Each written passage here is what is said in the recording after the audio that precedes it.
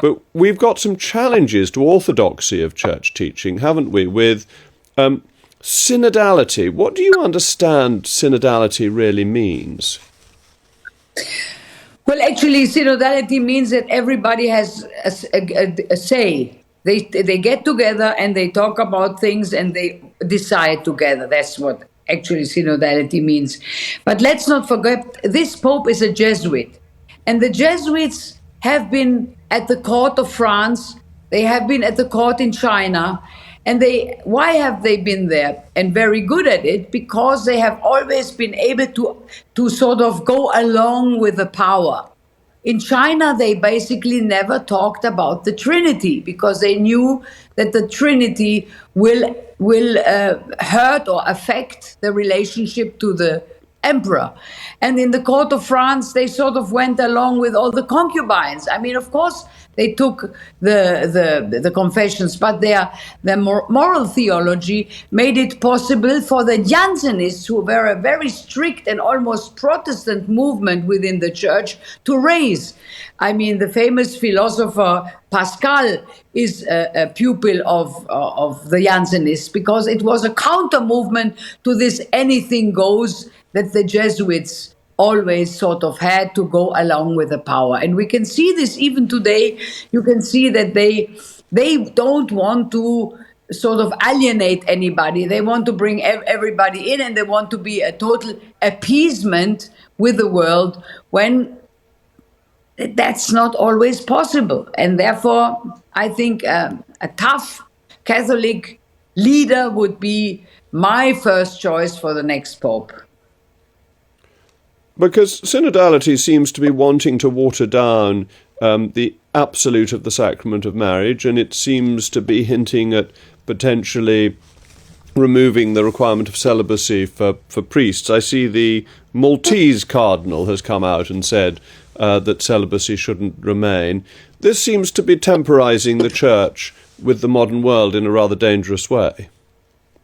I think so too. First of all, it's incredibly expensive because you don't pay for one man, but you pay for a whole family. That's number one. The church cannot afford this because they are so badly managed that they are almost broke everywhere.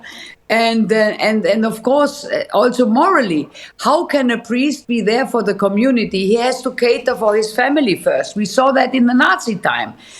How can you blackmail a man that is alone? But a man that has wife and children, you can put him under a lot of pressure. So that was also a very important task, that the priest is there, number one for his community, number one for God and the godly spiritual life, and not be with a wife and children where he automatically has to look after them first. And synodality really is a PR gag, if you want, because this Pope is hugely authoritarian and he takes all the decision himself. It's a little bit like with our democracy.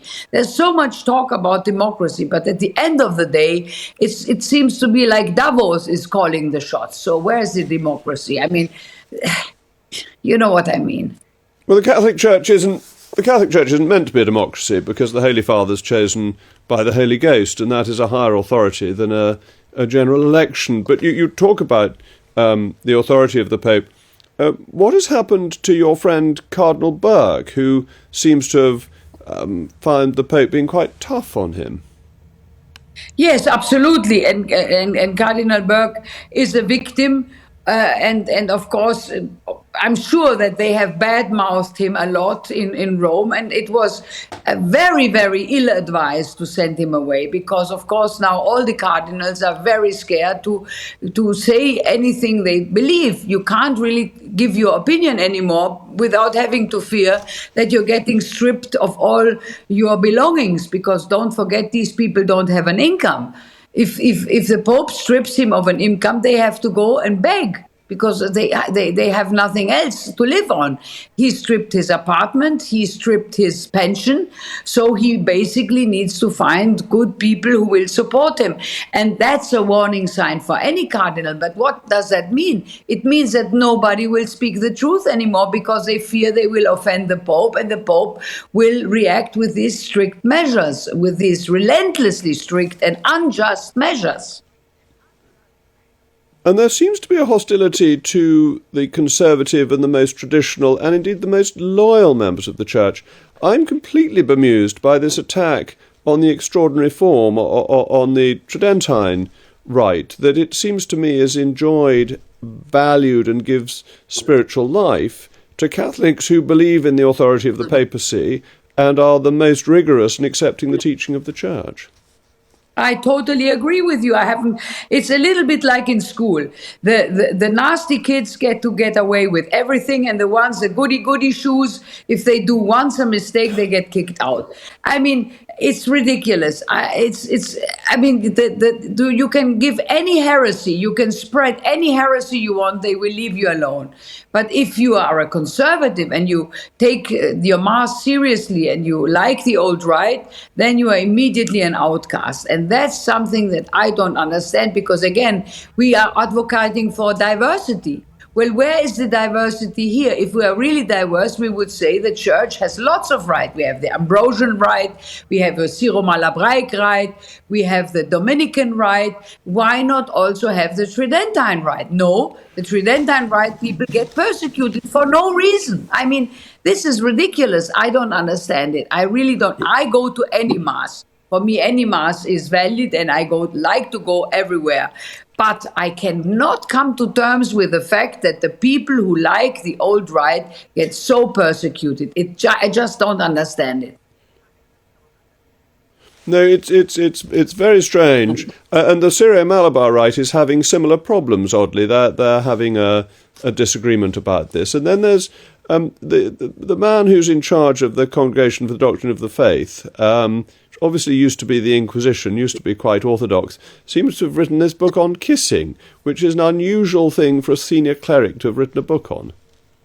But not only on kissing. If it was only kissing, we wouldn't even mention it. No, it's a porn book. Quite. I mean, give me a break. We don't need sexual lessons. I haven't read it, and I'm not going to. Sex therapy.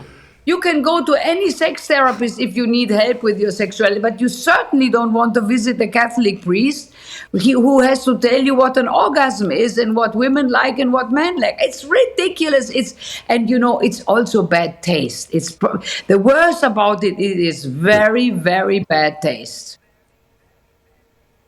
Well, Princess, I never thought I would swap pleasantries about pornography with a princess, but thank you very much for joining me for GBN America. Thank you very much. All the best to you.